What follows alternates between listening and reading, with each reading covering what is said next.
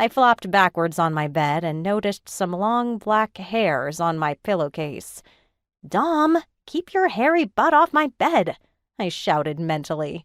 A silent chuckle drifted through my mind, and I rolled my eyes. "Marking my territory," he rumbled, and I growled.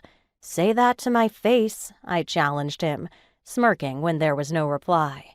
"That's what I thought," I added in satisfaction.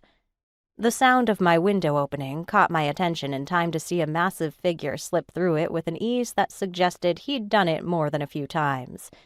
I jumped up from the bed, but there was nowhere to run, even if I was stupid enough to attempt it.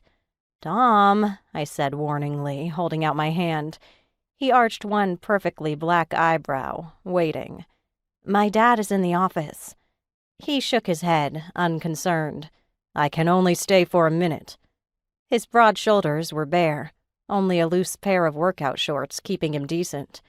He stepped closer, and I backed up, bumping into the bed as he continued to stroll closer. There was no escaping him, and I couldn't stop my shiver as he caged me in.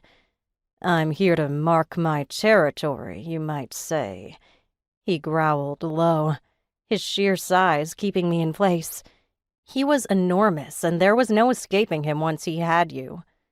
He tossed me on the bed, and I bounced lightly, my eyes widening as I realized his intent. "No!" I cried, trying to wiggle away, but it was useless as his fingers ran along my sides. Giggles erupted from me as I squirmed, but he was merciless. "Who's the big bad wolf?" he taunted as I tried to grab his forearm and hold him off. My fingers couldn't wrap all the way around, and I couldn't budge his arm. "Uncle!" "Nope. Whose territory is this?"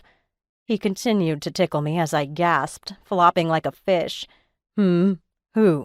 "Dom, it's your territory, you big bad wolf," I shouted. "Now let me go."